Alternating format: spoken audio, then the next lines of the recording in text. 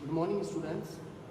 देखिए, आज ये फर्स्ट चैप्टर में जो आपका कूलॉम का जो नियम, आज हम इसको शुरू करने जा रहे हैं। कूलॉम का नियम वैसे आपको बता दिया गया था पहले, लेकिन फिर से देखें। ये नियम जो बनाया गया है, दो स्थिर बिंदु आवेश होने चाहिए। स्थिर आवेश होने चाहिए, सबसे इम्पोर्टेंट बात इसका ये है, स्थिर बिंदु आवेश इनके लिए बनाया गया है।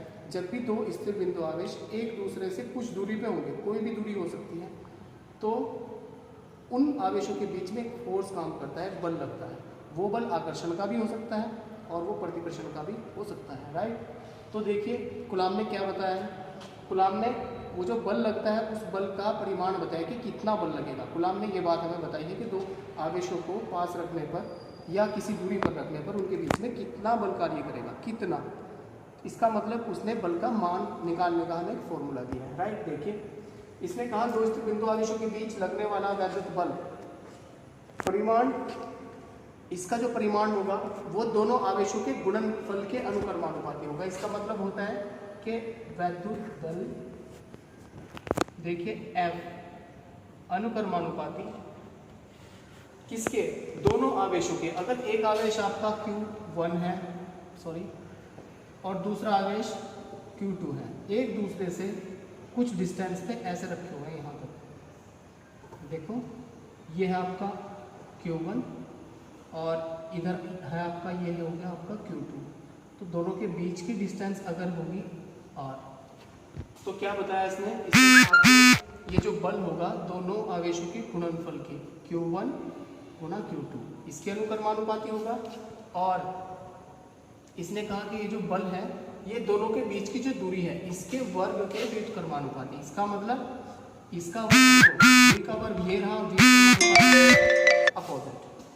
ओके, दोनों को मिला के हम क्या लिख सकते हैं, F अनुक्रमानुपाती Q1 Q2 upon R square. अब जब ये समानुपाती का निशान हम लोग घटाते हैं तो एक तो आता है इक्वल और एक आता है कांस्टेंट, कुछ भी।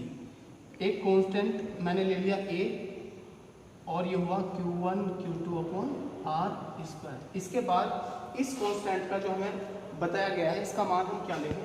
देखिए, कांस्टेंट A की जो वैल्यू होगी यहाँ पे वो हमें फिजिक्स में बताया गया 4 पाई एप्सिलॉन 0 K। ये एप्सिलॉन 0 K क्या होता है अभी बताता हूँ। एंड बाकी की जो टर्म है Q1 Q2 upon R square as it is रहेगी। ये बना है आपका मेन फॉर्मूला।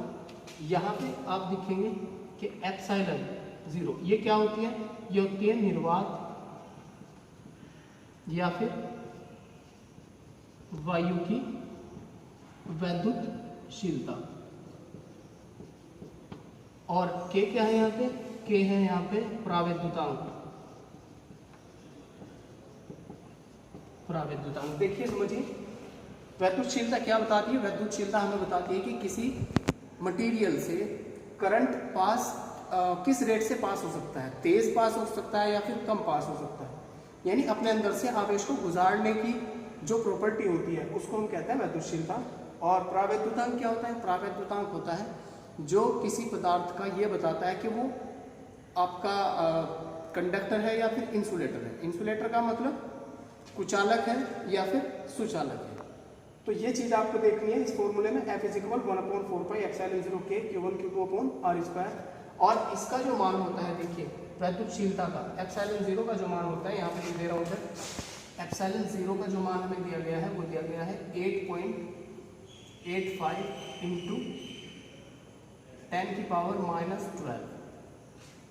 क्या यूनिट क्या होगी, कूलॉम स्क्वायर पर न्यूटन मीटर स्क्वायर। अच्छा, एक टर्म और याद रखनी है, 1/4 पाई एप्सिलॉन 0। इस पूरे की वैल्यू क्या होगी, इसकी वैल्यू होती है 9 इंटू 10⁹ न्यूटन मीटर स्क्वायर पर कूलॉम स्क्वायर। और वायु के लिए, वायु या निर्वात के लिए K हमेशा 1 होता है। ये था आपका कूलॉम का नियम। Okay, thank you.